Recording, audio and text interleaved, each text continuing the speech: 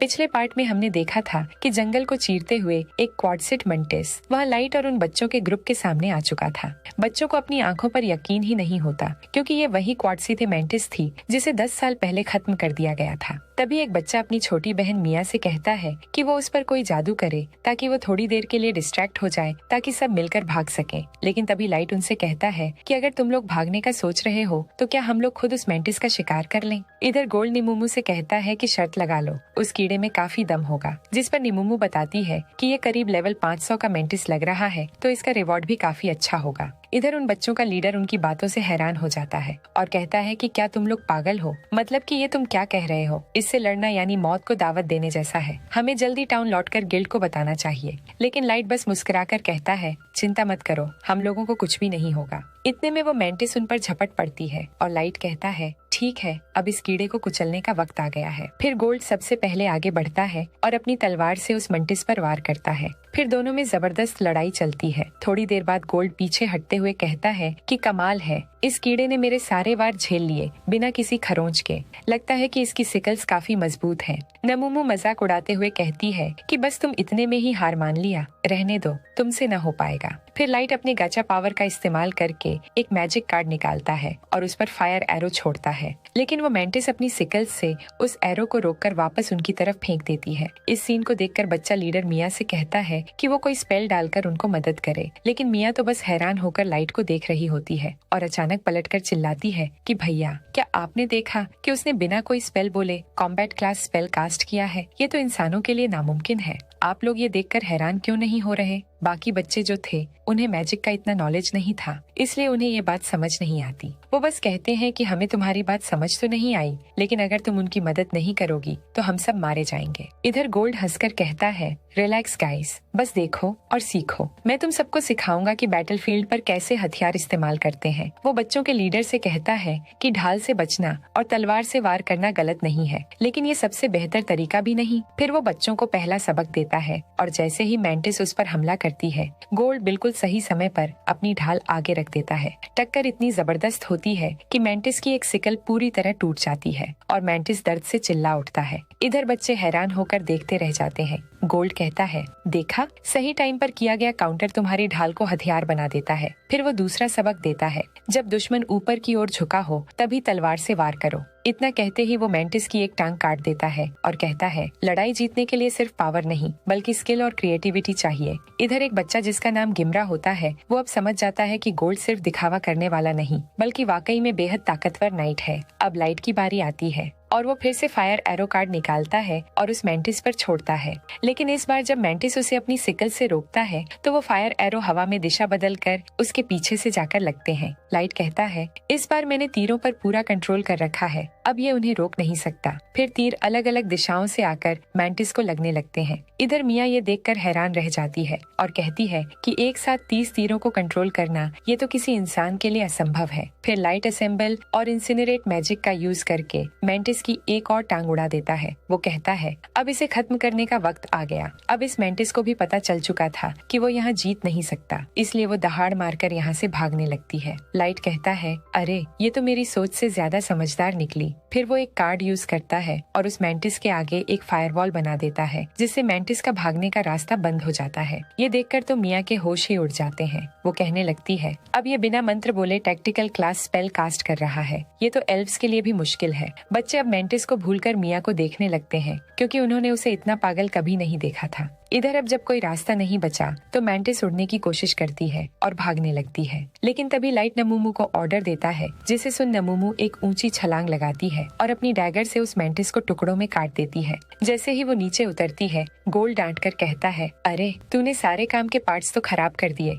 अब हम इन्हें बेच भी नहीं पाएंगे। नमुमू सिर पकड़कर सोचती है, अरे ये मैंने क्या कर दिया, मैं इसकी भरपाई कैसे करूंगी, हे भगवान। इधर बच्चे अब भी हैरान हैं कि इन तीनों ने सच में क्वाड्सट मंटिस को हरा दिया है। कुछ देर बाद सब मिलकर मंटिस का मैजिक जेम ढूंढते हैं ताकि उसे बेचकर रैंक बढ़ा सकें। गिमरा उसे ढूंढ निकालता है और गोल्ड कहता है, शुक्र है ये लाख टुकड़ों में नहीं टूटा। लाइट राहत की सांस लेता है कि जेम मिल गया और कहता है कि अब वो इसे गिल्ड में जमा करके अपने रैंक को बढ़ा सकता है। बच्चा लीडर उनसे पूछता है, क्या तुम किसी मशहूर एडवेंचरर पार्टी से हो? मतलब कि अगर तुम्हें रैंक अप करना है तो शायद तुम लोग बी रैंक या ए रैंक के हो या फिर एस रैंक हो सकते हो। जिस पर लाइट हंसकर कहता है, नहीं, हम तो बस एफ रैंक के हैं और अभी अभी एडवेंचरर बने हैं। बच्चे ये सुनकर जम जाते हैं और कहते हैं, क्या फ्रेश लोगों ने क्वाड्सेट मंटिस को हरा दिया? फिर मिया एक जादू करती है और एक पानी का गोला बनाती है और कहती है, प्लीज अपने हाथ धो लीजिए। गोल्ड हंसते हुए कहता है, मेरी आर्मर तो हमेशा की तरह चमकदार है, लेकिन मेरे मास्टर के हाथों को सफाई की जरूरत है। लाइट मुस्कुराकर पानी से अपने हाथ धोता है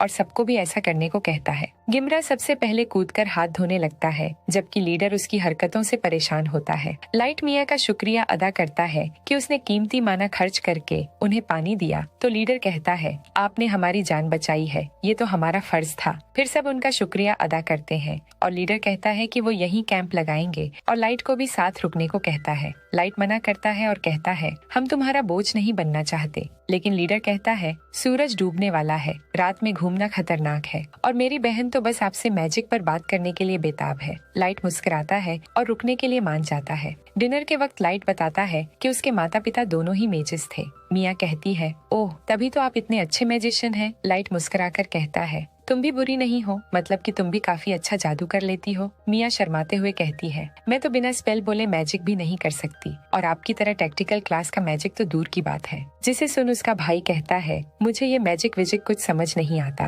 तो मिया समझाती है, मैजिक 3 क्लास में बटा होता है। पहला, कॉम्बैट क्लास स्पेल्स, जैसे फायर एरो या आइस स्वॉर्ड, जो सिर्फ एक दुश्मन के लिए यूज किया जाता है। दूसरा, टैक्टिकल क्लास स्पेल्स, जैसे फायर वॉल, जो बड़े एरिया को कवर करते हैं। और आखिर में स्ट्रेटेजिकल क्लास स्पेल्स, जो पूरी दुनिया को प्रभावित कर सकते हैं, जैसे सुनामी, भूकंप या उल्कापिंड। वो आगे बताती है कि ऐसे बड़े स्पेल कई मेज मिलकर ग्रुप में करते हैं और एक साथ मंत्र पढ़ते हैं। एल्व्स, डार्क एल्व्स और डीमन किन के लिए ये आसान होता है, लेकिन इंसानों के लिए नहीं। और लाइट ने ये बिना मंत्र बोले कर दिखाया। ये तो इंसानों में किसी लेजेंड के सिवा कोई और नहीं कर सकता। गोल्ड और नामुमू भी उसकी बात से सहमत होते हैं और मिया की जानकारी की तारीफ करते हैं। मिया का भाई कहता है, मुझे तो मैजिक समझ नहीं आता, पर इतना समझ गया हूँ कि लाइट एक अच्छा इंसान है। वो मिया से कहता है कि उसे डचेस एकेडमी ऑफ मेजक्राफ्ट में दाखिला मिल सकता है, जो दुनिया की सबसे बड़ी मैजिक एकेडमी है, और मुझे यकीन है कि एक दिन तुम भी टैक्टिकल क्लास मैजिक कर पाओगी। लाइट पूछता है, क्या तुम वही जगह की बात कर रहे हो जिसे नॉरेस ने मिलकर बनाई थी, मतलब the principality of the 9? Leader हमें सिर हिलाता है। गोल्ड कहता है, वाह, मिया तो बहुत टैलेंटेड होगी। लेकिन मिया का भाई दुखी होकर बताता है, हमारे माता पिता महामारी में गुजर गए, इसलिए वो एकेडमी नहीं जा सकी। इसलिए उन्होंने अपनी बचपन की दोस्तों गिमरा और वॉर्डी के साथ ये एडवेंचर पार्टी बनाई ताकि पैसे कमा सकें और एक दिन माया को एकेडमी भेज सकें। लेकिन मिया कहती है, मैं बस तुम लोगों के साथ रहकर खुश हूँ, तो प्लीज कोई पागलपन मत करना। फिर इनके बीच अच्छा खासा बातचीत होने लगती है। लाइट ये सब देख रहा होता है और उसे अपनी छोटी बहन की याद आने लगती है। वो कहता है, सब ठीक होगा, तुम्हारा सपना जरूर पूरा होगा। मिया मुस्कुराकर उसे धन्यवाद देती है। फिर लीडर पूछता है, तुम लोगों ने एडवेंचर बनने का क्यों सोचा? लाइट कहता है, मेरे माता पिता आग में मारे गए थे और उससे मुझे भयानक जलने के निशान मिले। और नमुमू जोड़ती है, इसलिए हम एक ऐसा पोषण ढूंढ रहे हैं जो उसके घावों को ठीक कर सके। गोल्ड कहता है, हम दोनों उसके माता पिता के बहुत एहसानमंद हैं, इसलिए उसके साथ सफर कर रहे हैं। बच्चे ये सुनकर शांत हो जाते हैं। फिर गिमरा माहौल हल्का करने के लिए पूछता है, गोल्ड और नमुमू, क्या तुम दोनों डेट कर रहे हो?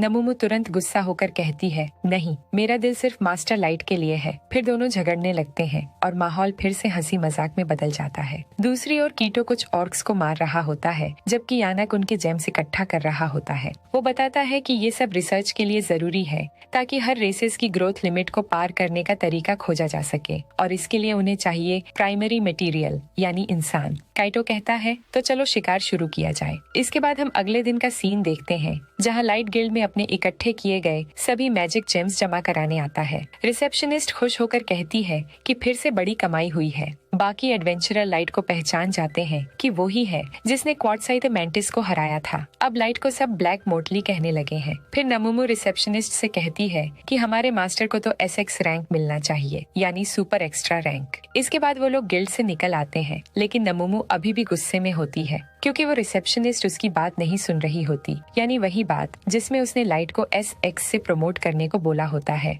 और इधर सारे लोग उन्हें ही देख रहे होते हैं क्योंकि उनके कारनामे अब सबको पता चल चुके होते हैं, मतलब कि उनका नाम फेमस हो रहा होता है। उसी वक्त दो एडवेंचरर उनके पास आते हैं और कहते हैं कि सब उन्हें ब्लैक मली बुला रहे हैं। नमूमू तुरंत गुस्से में आ जाती है, लेकिन सुवेलन जल्दी कहता है, हम लड़ने नहीं आए, हम तो तुम्हारे फैन हैं। और वो अपना नाम गिलबर्ट और अपने साथी का नाम सुवेलन बताता है। फिर वो कहता है, मैंने सुना है तुम लोगों ने एक क्वाड्सीथे मेंटिस को हराया है और डंजन के 5वें फ्लोर तक भी गए हो। मुझे नहीं लगता कि ये सच है। जिसे सुन नमूमू उन पर अपनी छुरी तानकर बोलती है, क्या तुम लोग मेरे लॉर्ड को झूठा बोल रहे हो? तो वो बोलते हैं, हमारा ये कहने का मतलब नहीं था। हमें खुशी है कि तुम जैसे इंसान दिखा रहे हो कि हम बाकी रेसेस से पीछे नहीं। और ये कहकर वो दोनों वहाँ से चले जाते हैं। लेकिन पास के कुछ और रेसेस यानी बीस्ट फोक, डीमन किन और वैसे ही कुछ लोग मजाक उड़ाते हैं कि इंसान हमेशा बड़ी बड़ी बातें करते हैं। एक ड्वार्फ कहता है, ये सब झूठ है, इंसान बिना मंत्र बोले टैक्टिकल स्पेल नहीं कर सकते। लाइट ये सब सुनता है और कहता है, चलो नतीजों से साबित करेंगे।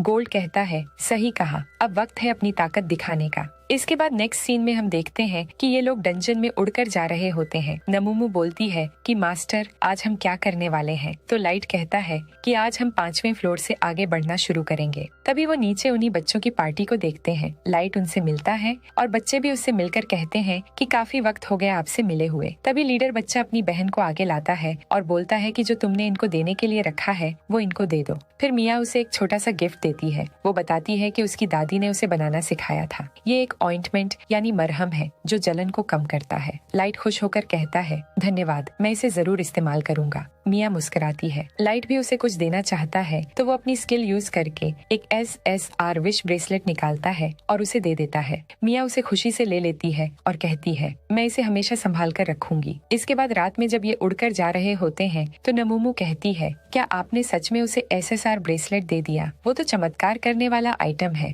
गोल्ड कहता है, लाइट ने सही किया, उसने दिल से दिया और यही उसकी असली खूबी है। नमूमू ये सुनकर झेप जाती है और गोल्ड हंसने लगता है। जब वो लोग बर्फीली 5वीं मंजिल पर पहुंचते हैं तो लाइट कहता है, अब तुम लोग येटी का शिकार करो, मैं थोड़ी देर में लौटता हूँ। और वो टेलीपोर्टेशन कार्ड का इस्तेमाल करता है और वो सीधा एबिस लौट आता है जहाँ मे और बाकी लड़कियाँ उसका इंतजार कर रही होती हैं। फिर लाइट चाय पीते हुए बताता है कि ऑपरेशन अच्छी तरह चल रहा है और उसने कुछ अच्छे दोस्त भी बनाए हैं। फिर वो पूछता है कि रिवेंज ऑपरेशन की प्रोग्रेस कैसी है। एली बताती है कि सब लगभग तैयार है। लाइट कहता है, मुझे तुम पर भरोसा है, सब कुछ बखूबी होगा। वो मई को एबिस संभालने को कहता है और अयुकी को एंशिएंट फॉरेस्ट में निगरानी रखने को कहता है। नाजुना खुश होकर पूछती है, मेरा काम क्या है? लाइट सोचता है क्योंकि नाजुना प्लान बनाने में कमजोर है तो वो बस कहता है, तुम बस सबकी सुरक्षा का ध्यान रखना। नाजुना खुशी से कहती है, जब मैं यहाँ हूँ कोई कुछ नहीं कर सकता। एली कहती है, मुझे पता है तुम सब संभाल लोगी, मैं बाकी तैयारियां पूरी करती हूँ। लाइट मुस्कुराता है और कहता है, मैं इंतजार नहीं कर सकता जब साशा के चेहरे पर वो हारी हुई नजर देखूंगा। दूसरी ओर हम सुवेलन और गिलबर्ट को देखते हैं जो अपने कैंप में होते हैं। हाँ, वही दोनों जो डंजन के बाहर लाइट से मिले थे। वो अभी 3री मंजिल पर होते हैं। सुवेलन कहता है, आज तो ये जगह खूबसूरत लग रही है, वरना यहाँ हमेशा धुंध रहती है। गिलबर्ट हंसकर कहता है, हाँ, ऐसा नजारा तो नीले चांद पर ही देखने को मिलता है। और उनके साथ और 2 साथी वहाँ सोए हुए रहते हैं। फिर सुवेलन पूछता है, तुम्हें उस ब्लैक मली के बारे में क्या लगता है? सुना है उसने टैक्टिकल स्पेल बिना मंत्र बोले डाला था। गिलबर्ट कहता है, झूठ है ये। लेकिन सुवेलन कहता है, गवाह तो इंसान लड़की है। गिलबर्ट जवाब देता है, अगर ये सच है तो वो कोई लेजेंडरी नाइट या पुराने जमाने का रीइंकार्नेटेड हीरो होगा। दोनों उम्मीद जताते हैं कि ऐसा कोई हीरो वाकई हो जो इस नफरत भरे समाज को बदल सके। लेकिन थोड़ी देर बाद जब सुवेलन पेशाब के लिए झाड़ियों में जाता है और वापस आता है तो वो देखता है कि किसी ने गिलबर्ट का सिर काट दिया होता है और वो कोई और नहीं बल्कि काइटो होता है। वो कहता है, तुम कमीने कीड़ों की हिम्मत कैसे हुई मुझे इंतजार करवाने की? इधर सुवेलान भी जानता था कि ये एक एल्फ है और उसका इससे कोई मुकाबला नहीं, इसलिए वो एक स्मोक बॉल वहाँ पटक देता है और वहाँ से भागने लगता है। वो बोलता है, अगर मैं किसी तरह गिल्ड पहुँच गया तो इस कमीने की रिपोर्ट कर दूंगा जिससे इसकी बैंड बच जाएगी। लेकिन तभी वो वहाँ जोर से घिसटते हुए गिरता है। वो बोलता है, क्या ये जादू था? लेकिन इतने स्मोक में तो मैं देख ही नहीं सकता, तो इसने मुझे मारा कैसे? लेकिन जब वो पीछे मुड़कर देखता है तो पता चलता है कि कीटो वहाँ हवा में उड़ रहा होता है। वो बोलता है, क्या ये मजाक चल रहा है? लेकिन तभी कीटो का साथी यानक आकर उसे बेहोश कर देता है और बोलता है, मैंने जिंदा इंसान मांगे थे लेकिन एक के अलावा तुमने सबको मार दिया। तो कीटो कहता है, गलती हो गई, अगली बार से ध्यान रखूंगा। यानक कहता है, इंसान कीड़े के अलावा कुछ भी नहीं और मैं इनका इस्तेमाल करके अपना एक्सपेरिमेंट पूरा करूंगा। और मैं बता दूं कि यानक अपने एक्सपेरिमेंट में कुछ ऐसा बनाने की कोशिश कर रहा है जिससे जो उनके लेवल लिमिट है वो और भी ज्यादा बढ़ जाए। और यही था आज का एक्सप्लेनेशन। आपको वीडियो कैसा लगा कमेंट में जरूर बताना, और किन किन चीजों को मुझे वीडियो में इम्प्रूव करना चाहिए वो भी बताना। मिलते हैं नए वीडियो में, तब तक के लिए बाय बाय।